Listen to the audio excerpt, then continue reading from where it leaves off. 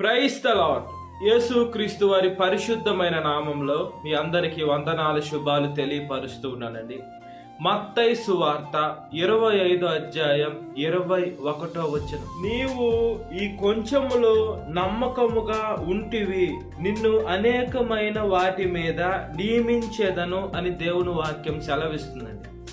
మనము కొద్దిలో నమ్మకంగా ఉండేటువంటి బిడలుగా ఉండాలి. నమ్మకము చాలా మనుషులకు ఉపయోగం అండి.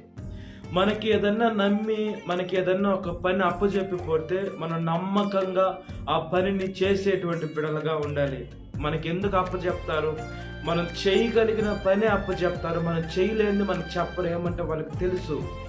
దేవుడు కూడా మన మీద ఒక బాధ్యత, దేవుడు మనకు ఒక బాధ్యతనిచ్చారండి. ఈ లోకంలో మనం యేసు క్రీస్తు వారి వాక్యం తెలిస్తే మనకు తెలిసిన మాటలు ఇతరులకి, అంటే మనము ఎవరితో ఎక్కువ దగ్గరగా ఉంటామో, మనకి ఎవరైతే స్నేహితులు, మనకు అన్య స్నేహితులు ఉంటారో, అన్యులంటే దేవుణ్ణి ఎరగనటువంటి బిడ్డలు ఉంటారు, మనం క్లోజ్గానే మాట్లాడతాం.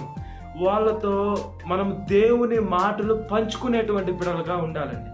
ఎప్పుడైతే దేవుని వాక్యం పంచుకుంటూ ఉంటామో, దేవుడు ఎంత గొప్ప దేవుడో, ఎంత శక్తిమంతుడో వాళ్ళకి మనం అర్థమయ్యే రీతిలో చెప్పాలి, మన సాక్ష్యం చెప్పాలి. అది దేవుడు మనకి ఇచ్చిన బాధ్యత.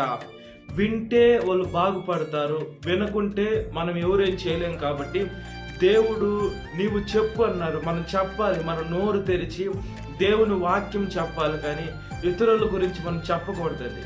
ఎప్పుడైతే దేవుని వాక్యం చెప్తామో ఒక మాట కాకుండా ఒక మాట వాళ్ళ మనసులోకి అనేది వెళ్తుంది, వాళ్ళ మైండ్లోకి, వాళ్ళ ఆలోచనలోకి వెళ్తుంది. ఏదన్నా ఒక సమస్య కలిగినప్పుడు నా ఫ్రెండ్ అప్పుడు వాళ్ళ దేవుడి గురించి ఇలా చెప్పాడు కదని అది మనసులో పెట్టుకొని అతను ఎప్పుడైతే సమస్యలో ఉన్నప్పుడు ప్రార్థన చేసినా, అతను ఏదన్నా దేవుడిని అనుకున్నది జరిగితే వాళ్ళకి నమ్మకం అనేది ఏర్పడిపోయి దృఢంగా అయిపోయి వాళ్ళు బాప్తిజం తీసుకునేదానికి, యేసు క్రీస్తులు వచ్చేదానికి అవకాశం ఉంటుంది. చిన్న ఓటిల్లో కూడా అతను మార్పులోకి రావచ్చు. కాబట్టి విశ్వాసం ఎలా వస్తుందంటే వినుట ద్వారానే విశ్వాసం వస్తుంది. వాక్యము వాళ్ళు వింటూ ఉంటే మన ద్వారా వాళ్ళు విని విని విని వీళ్ళ దేవుడు ఇంత గొప్ప దేవుడా, ఇతనే ఈ లోకానికి అందరికి దేవుడని యేసు క్రీస్తుని సొంత రక్షకుడిగా అంగీకరించుకునే రోజులు ఖచ్చితంగా వస్తాయి. కాబట్టి మనము నమ్మకంగా ఉండాలి. ఈ లోకంలో కొద్దిలో నమ్మకంగా ఉండు అని దేవుని వాక్యం సెలవిస్తుంది. మనము దేవుని ఆత్మని కలిగిన బిడ్డలుగా ఉండాలి. సాతాను ఏం చేస్తుందంటే మనకి పాపం చూపిస్తుంది. అంటే మోసం ఎలా చేయాలి, అబద్ధాలు ఎలా చెప్పాలి, ఇతరుల్ని ఎలా పడగొట్టాలి, ఇతరుల్ని ఎలా చెడగొట్టాలి, అదే సాతాను చూపిస్తూ ఉంటుందండి. మనము సాతాను మాటలు లోను కాకుండా మనము దేవుని వైపు చూడాలి. దేవుడు మనకి ఆయన ఈ లోకానికి వచ్చి ఆయన ఎంతగానో మనకి ప్రాణం పెట్టాడు, ఎంతగా రక్తం చిందించాడని దేవుడికి ఎంతగానో మాదిరికరంగా ఉన్నాడండి. మనకి దేవుడు పరలోకం నుంచి దిగి రావాల్సిన అవసరం లేదు, దిగి వచ్చాడు. వాళ్ళ తండ్రి ఏదైతే చెప్పాడో ఆయన నమ్మకంగా ఆయన ప్రాణాన్ని పెట్టి మనుషులందరి పాపాలు కడిగి వేసి ఆయన ఆరోహణమై వెళ్ళిపోయాడు. కాబట్టి మనము కూడా నమ్మకంగా ఉండాలి. ఈ లోకంలో మనకు ఉద్యోగాలు ఉన్నాయి, ఆ ఉద్యోగాలు మనము ప్రమోషన్ అవుతూ ఉండాలంటే కొన్ని మనకి ఇచ్చి చూస్తారండి. ఇతరు నమ్మకంగా ఉంటాడా, మోసం చేస్తాడా అని కొన్ని మనకి ఇస్తారు ఉద్యోగాలు. ఆ ఉద్యోగాలు మనం జాగ్రత్తగా చేయాలి, నమ్మకంగా చేయాలి. కొద్దిలో మనం ఎప్పుడైతే జాగ్రత్తగా ఉంటామో మనకి ఆ ఉద్యోగస్తులు ఏం చేస్తారంటే మనకి ప్రమోషన్ ఇచ్చి పై స్థాయిలో ఉంచుతారు. దేవుడు కూడా ఆయన సేవా పరిచర్యలో మనకిస్తారు, కొద్దిలోనే ఇతను నమ్మకంగా ఉంటాడా లేదని. మనం ఎప్పుడైతే ఈ లోకపు పాప బుద్ధి మనం ఉపయోగిస్తామో, డబ్బును ఆశపడో లేదా పలానా ఆశపడో మనల్ని గర్వం వస్తుందో మనం అలాగే పాతాళంలోకి తొక్కువేయబడతాం.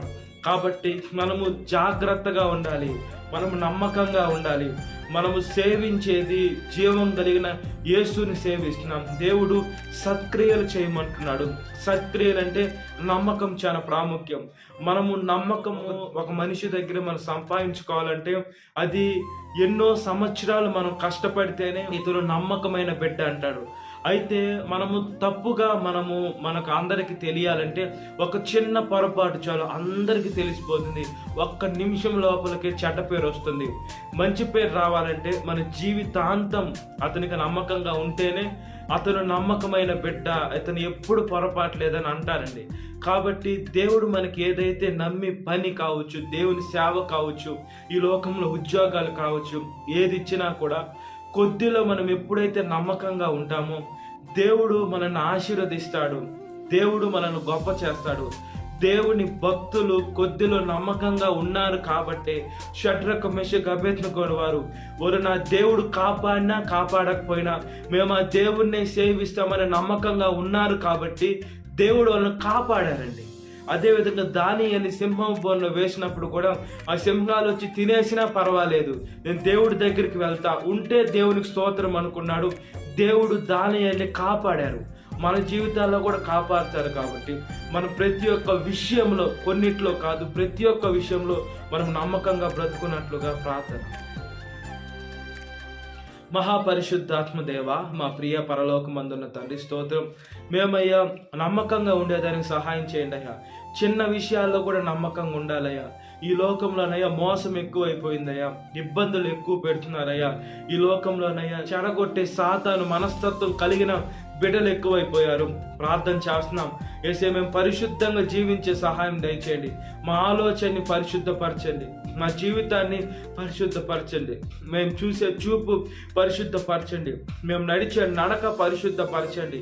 ఈ లోకంలో ఎటువంటి పాపంలో పడకుండా, ఎటువంటి ఉరిలో పడకుండా, ఎటువంటి దుష్ట శక్తిలో పడకుండా మీ ఆత్మతో మమ్మల్ని కాపాడుతున్న దేవా, దీవిస్తున్న దేవా, ఆశీర్వదిస్తున్న దేవా, మీ రక్షణను మాకు ఇస్తున్న దేవా, స్తోత్రము స్తోత్రము స్తోత్రం చెల్లిస్తున్నానయ్యా. యవనస్తులు మోసాలు ఎక్కువ చేస్తున్నారయ్యా, పాపం ఎక్కువ చేస్తున్నారయ్యా. యేసయ్య, వాళ్ళు ఈ లోకంలో సాతానికి అట్రాక్ట్ అయిపోతున్నారు. ఈ లోకంలో శరీరాశ నేత్రాశ జీవడమ్మానికి లోనైపోయి సాతాను మాట వినేసి యేసయ్య మార్గం తప్పి తిరుగుతున్నారయ్యా. ప్రార్థన చేస్తున్నామయ్యా, ఎటువంటి పాపపు మార్గంలోకి వెళ్లకుండా యవన వయసులో కాడి మోయిట నరునికి మేలు, అది మోపిన వాడు యెహోవా అని దేవుని వాక్యం సెలవిస్తుంది. మీ కాడి మాకు ఇచ్చారు, మంచి కాడిని ఇచ్చారు, సువార్త కాడిని ఇచ్చారు. ఆ కాడిని వేసి మేము మోసే శక్తిని దయచేయమని అడుగుచున్నాం. సాతాను శోధన ప్రతి ఒక్క బిడ్డని విడుదల దయచేయండి. ఈ వాక్యం వింటున్న ప్రతి ఒక్క బిడ్డని పేరు పేరు జ్ఞాపకం చేసుకోండి. ఇదైనా కాలపు దీంతో నింపమని నజరేయుడైన యేసుక్రీస్తు వారి పరిశుద్ధమైన నామంలో మిక్కిలి వినయం తరుచున్నాను మా పరలోకమందున్న తండ్రి. ఆమేన్. Praise the lord. God bless you. Have a great day.